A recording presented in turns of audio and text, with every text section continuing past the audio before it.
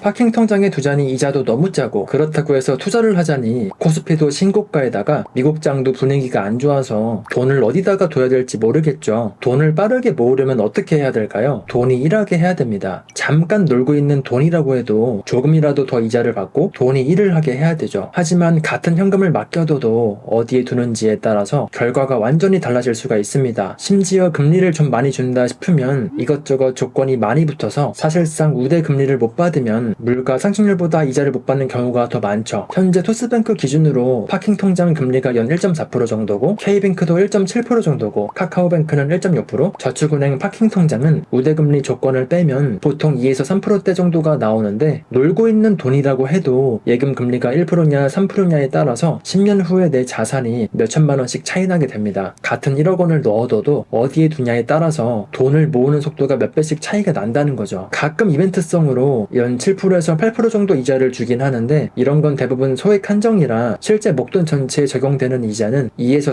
3%라고 보시면 됩니다. 그렇다면 증권사 CMA 통장은 어떨까요? 촬영일 기준으로 증권사 CMA 금리 상위권이 대략 연 2.5% 정도가 되고요. 많이 줄 때는 3%도 넘어가고, 최근에 신한투자증권에서 나온 발행어음 특파는 연 4% 이자까지 주기도 했습니다. CMA 통장만 해도 은행 파킹 통장에 두세 배 이자를 주는 셈이죠. 최근에 키움증권이 6개월짜리 발행어음을 연 3.45%에 내놨었고, 또 하나증권은 특판으로 연 3.6%까지 제시했다가 금세 완판됐는데, 발행어음이 뭐길래 이렇게 인기가 많을까요? 처음 들어보시는 분들도 계실 텐데, 증권사가 자체 신용으로 발행하는 일종의 단기 예금입니다. 은행 예금이랑 비슷한데 예금자 보호가 안 되는 대신에 이자를 더 쳐주는 상품이라고 이해하시면 쉬워요. 증권사가 우리 회사를 믿고 돈을 6개월이든 1년이든 맡겨놓으면 높은 이자를 주겠다고 약속을 하는 거고, 우리는 그 약속 어음을 사는 겁니다. 발행어음 만기가 되면 증권사가 약속한 대로 원금과 이자를 주는 구조예요. 사실 원래 이런 발행어음은 아무 증권사나 팔 수 없었습니다. 신용 상품이다 보니까 금융당국이 재무 건전성이 충분한 자본 4조 이상의 대형 증권사에만 허용이 왔어요. 그래서 몇 년 전까지는 한국투자증권, NH투자증권, KB증권, 미래에셋증권 4개 증권사에서만 취급해 왔었죠. 그런데 최근에 키움증권, 하나증권, 신한투자증권이 추가 인가를 받아서 현재 총 7개 증권사가 발행어음을 판매합니다. 그리고 삼성증권, 메리츠증권도 인가 심사 중이라서 조금만 더 기다리면 최대 9개 회사까지 늘어날 수가 있어요. 중요한 건 이렇게 사업자가 늘면서 경쟁 구도가 생기고 있다는 겁니다. 발행어음 후발주자들은 기존 고객들을 뺏어와야 되니까 초반에 금리를 공격적으로 책정해서 고객들을 유치하려고 합니다. 실제로 기존 4개 대형 증권사는 그동안 6개월에서 12개월짜리 발행어음을 주로 연 3% 안팎으로 팔았는데, 새로 들어온 키움증권은 비슷한 기간에 3.6% 넘게 금리를 냈었고요. 하나증권도 3.6% 특판을 내놓기도 했고, 그리고 신한투자증권도 4%짜리 발행어음을 냈었는데 완판됐으니까요. 예금자 보호는 되지 않지만 사실상 금융위기가 오지 않는 이상 안전자산으로 취급되는 상품들이라 사람들한테 인기가 많은 건데, 일반 은행 이자보다 최소 2배니까 솔직히 투자하는 게 무섭거나 당장 1년에서 2년 안에 돈이 나갈 일이 있어가지고 투자하기엔 찝찝하신 분들에겐 파킹 통장보다 훨씬 좋은 상품이라고 할 수가 있죠. 실제로 파킹 통장이랑 발행어음을 비교해보면 목돈을 굴릴 때 우리가 보통 원하는 3가지 조건이 있습니다. 먼저 첫 번째는요, 필요할 때 언제든지 찾을 수 있어야 되고, 그리고 두 번째는요, 원금 손실 걱정이 없고, 그리고 세 번째는요, 이자라도 조금이라도 나왔으면 하는 거죠. 그동안 이 조건을 만족하는 게 파킹 통장이었기 때문에 인기가 많았습니다. 하지만 발행어음도 파킹 통장과 거의 비슷한 역할을 하면서 금리는 더 많이 주니까 많은 분들이 관심을 가지고 있죠. 심지어 이런 측면에서 보면요, 파킹 통장보다 발행어음이 더 나을 때도 있습니다. 먼저 첫 번째는요, 발행어음은 단기 상품이지만 큰 금액도 운용할 수 있다는 장점이 있습니다. 만기가 짧으면 짧을수록 은행은 소액 위주의 상품을 내놓는데, 발행어음은 3개월, 6개월, 1년짜리를 내주면서 몇 억이든 금액 제한 없이 약정 금리를 적용해줍니다. 일반적으로 파킹 통장은 우대 금리를 받아봐야 일정 금액까지만 혜택을 받을 수가 있고, 그 이상은 이자가 뚝 떨어지지만 발행어음은 1억이든 2억이든 내가 넣은 금액 전체에 다 같은 금리를 주기 때문에 목돈을 굴리기에 훨씬 더 유리하죠. 그리고 체감상 안정성은 비슷하면서 금리는 높고 구조는 더 단순합니다. 은행 파킹 통장은 이것저것 우대 조건 채우는 미션이 많지만 발행어음은 그런 게 전혀 없어서 좋죠. 예금자 보호가 안 되니까 증권사 신용도가 사실상 전부라서 겉으로 보기엔 위험해 보이지만 국가가 허락한 대형 증권사들은 웬만해선 부도 위험이 낮다고 보면 돼요. 실제로 증권사들이 부도나는 경우에는 엄청난 금융위기가 왔을 때 말고는 부도날 위험이 없다고 보는 게 맞겠죠. 그래서 소비자 입장에선 은행만큼 안전하다고 느끼기 쉽습니다. 그런데 이자는 은행보다 많이 주니까 사람 사람들이 더 매력적으로 느끼는 거예요. 대신에 발행어음이라고 해서 다 똑같진 않아요. 종류가 크게 세 가지가 있는데요. 먼저 첫 번째는요, 기간을 정해두고 그 기간 동안 금리가 확정되는 약정형 발행어음, 그리고 두 번째는요, 아무 때나 사고 팔 수 있는 수시형 발행어음, 그리고 세 번째는요, 적금처럼 월 단위로 쪼개서 납입하는 적립식 발행어음, 이렇게 나눠지는데요. 이름만 들어도 감이 오시죠? 수시형은 그냥 증권사판 파킹 통장입니다. 언제든지 입출금이 가능해요. 대신에 금리는 약정형보다 낮게 나오고, 약정형은 보통 3개월, 6개월, 9개월, 1년 이런 식으로 만기를 정해놓고 그 기간 동안 돈을 묶는 대신에 금리를 더 높게 주는 형태예요. 그리고 적립식은 말 그대로 적금처럼 매월 일정 금액을 넣어서 모으는 건데 중간에 안 넣고 빼먹으면 불이익이 있는 구조입니다. 편의성은 수시형이 제일 좋지만 최대한 높은 금리를 받으려면 약정형이 좋긴 하겠죠. 그래서 지금부터는요, 내 돈의 용도와 기간별로 어떤 발행어음 상품을 쓰면 좋을지 정리를 해드릴게요. 만약에 한 달 안에 쓸 가능성이 있는 비상자금이라면 당연히 수시형 발행어음을 써야겠죠. 당장 쓸지도 모르는 돈을 괜히 몇 달 묶어놨다가 중간에 해지하면 이자 손해를 보니까요. 반대로 1개월에서 12개월까지 당분간 안 쓸 돈이라면 약정형 발행어음으로 기간을 정해놓고 그동안 금리를 확정받는 게 유리합니다. 참고로 달러 같은 외화 자산을 굴리고 싶다면 외화 발행어음 상품도 있으니까 달러로 계속 저축하고 싶으신 분들은 이런 상품을 활용하면 좋겠죠. 그리고 마지막으로 한 번에 큰 돈을 모으기가 부담되고 차곡차곡 저축하고 싶다면 적립식 발행어음을 쓰면 됩니다. 매달 적금을 붓는 것처럼 돈을 나눠서 넣을 수가 있으니까요. 이제 여기까지 이해하셨다면 이제 발행어음의 구조와 전략은 거의 다 아신 겁니다. 핵심은 내 돈을 기간별, 용도별로 나눠서 적절한 상품에 분산하는 건데 이제 어느 증권사의 발행어음이 좋은 건지 이게 궁금하실 텐데 솔직히 금리는 수시로 바뀌기 때문에 어디가 무조건 최고다 라고 할 수 없지만 현재 촬영일 시점으로는 우선 수시형 발행어음 금리는 신한투자증권, 키움증권, 하나증권 순서로 괜찮고요. 그리고 3개월 정도 초단기로 운용할 거라면 여전히 키움증권도 나쁘지 않습니다. 그리고 3개월에서 6개월 운용에는 최근에 하나증권이 연 3%대 중반의 특판을 내놨어서 가장 좋았는데 지금은 매수가 안 되고요. 1년 만기 약정형 발행어음은 신한투자증권도 연 4%대 특판을 내놨어서 몇 주 전만 해도 조건이 가장 좋았었지만 지금은 매수가 안 되죠. 현재 적립식 발행어음은 한국투자증권이랑 NH투자증권이 4.35%라서 가장 높은 편이고요. 달러 발행어음은 역시 한국투자증권이 제일 적극적으로 금리를 주는 편이에요. 제가 촬영일 기준으로 파킹통장이랑 발행어음 금리 정리해 놓은 거 댓글이나 본문 링크에 걸어둘 테니까 필요하신 분들은 참고해 주시면 좋을 것 같고요. 마지막으로 발행어음은 통장처럼 24시간 돈을 넣었다 뺐다 하는 게 아니라 하나의 상품이기 때문에 주의사항 몇 개만 알려드릴게요. 먼저 첫 번째는요, 발행어음 매매 가능 시간이에요. 증권사 발행어음은 보통 평일 주식 거래 시간에만 사고 팔 수 있습니다. 밤이나 주말 연휴에는 매수가 안 돼요. 그러니까 영업시간을 꼭 확인하셔야 되고요. 그리고 두 번째는 최소 매수 금액입니다. 발행어음은 증권사마다 한 번에 살 수 있는 최소 금액이 정해져 있어요. 어떤 곳은 10만원, 어떤 곳은 100만원, 그리고 또 어떤 곳은 1000만원으로 증권사마다 천차만별인데 예를 들어서 한국투자증권은 보통은 100만원이 최소 금액이라고 보시면 되고요. 가끔은 10만원부터 가능한 경우도 있으니까 각 증권사별로 매수하시기 전에 꼭 확인해 보시면 좋을 것 같아요. 그리고 세 번째는요, 적립식 발행어음의 만기 규칙입니다. 적립식 발행어음은요, 약속한 횟수를 다 채워야 약정이자 100%를 주는데 중간에 한두 번이라도 월 불입을 건너뛰면 만기 때 이자를 70% 수준만 주도록 설계가 되어 있는 것들이 많아요. 쉽게 말해서 정해진 횟수만큼 안 넣으면 페널티가 있다는 거죠. 그러니까 적립식은 매달 빠짐없이 넣을 자신 있을 때만 가입하셔야 됩니다. 그리고 네 번째는요, 발행어음 발행 한도입니다. 이게 가장 핵심이라고 할 수 있는데 증권사마다 자기 자본의 200% 한도 내에서만 발행어음을 판매할 수 있는 규제가 있습니다. 인기가 많다고 해서 무작정 찍어내서 팔 수가 있는 게 아니에요. 그래서 어떤 증권사가 이미 발행 한도를 소진해 버리면 그때는 더 이상 해당 상품을 못 팝니다. 아무리 높은 이자를 주는 상품이 있어도 재고가 떨어지면 못 산다는 거죠. 그리고 다섯 번째는 중도 해지 시의 불이익입니다. 은행 예금이든 뭐든 중간에 깨면 이자를 거의 못 주듯이 발행어음도 똑같아요. 약정 기간을 안 채우고 해지하면 약속된 이자를 다 받을 수 없습니다. 수시형 발행어음처럼 입출금 자유 형태는 예외지만 대부분 약정형 발행어음은 중도 해지할 때 이자가 크게 깎여요. 그래서 급한 돈은 넣으시면 안 되고요. 확실히 그 기간 동안 안 쓸 돈만 약정형에 넣으셔야 된다는 뜻이죠. 사실 이것들만 조심하면 발행어음은 그렇게 어려운 상품이 아닙니다. 가입 절차도 은행 예금을 드는 것처럼 아주 간단합니다. 증권사에서 발행어음 메뉴를 들어가서 원하는 상품을 고르고요. 그리고 만기를 설정한 다음에 매수 금액을 입력하면 끝이에요. 그리고 마지막으로 나는 3%에서 4%대 이자도 마음에 안 들고 이것보다 더 많은 이자를 주는 상품이 있으면 좋겠다 라고 생각하시는 분들이 계시죠. 제가 몇 번 말씀드리긴 했었는데 시중에 있는 상품들로는 그 이상 이자를 받기는 쉽지가 않습니다. 있다고 해도 소액만 가능하거나 특별 막판이라 금방 재고가 소진되곤 하죠. 그래서 대안으로 선택하는 게 바로 스테이블 코인으로 이자를 받는 방법이 있는데요. 파킹 통장이나 발행 어음보다는 방법이 좀 어렵긴 하고 리스크도 조금 더 있는 편이긴 하지만 그만큼 이자도 훨씬 많이 주긴 합니다. 대신에 이해도가 없이 하시는 건 절대 추천하진 않아서 혹시나 관심이 있으신 분들은 따로 공부해보셔도 좋을 것 같고요. 제가 예전에 만들어뒀던 영상 참고하시면 어떤 방식으로 돌아가는지 감을 잡는데 도움이 되실 거라고 생각합니다. 어쨌든 핵심은요, 놀고 있는 돈을 은행에만 맡기는 시대는 아니라는 겁니다. 아주 다양한 방법으로 놀고 있는 돈을 일하게 하는 방법이 있는 건데 그게 바로 발행어음, 채권, 스테이블 코인 같은 방법들이 있죠. 당장 투자하기엔 부담스럽거나 아니면 투자를 할 줄 몰라서 괜히 투자했다가 원금이 묶이는 게 걱정된다면 오늘 제가 말씀드린 상품들 살펴보셔도 좋을 것 같아요. 참고로 발행어음은 은행처럼 수시로 가입이 가능한 게 아니라 금방 재고가 소진되는 경우가 많기 때문에 계속 관심을 가져줘야 되거든요. 그래서 반응이 좋다 싶으면 주기적으로 정리해서 영상 만들어 보도록 하겠습니다. 다음에도 도움이 되는 영상으로 찾아뵙겠습니다. 영상이 도움이 되셨다면 구독과 좋아요, 댓글까지 부탁드리고요. 시청해주셔서 감사합니다. 좋은 하루 보내세요.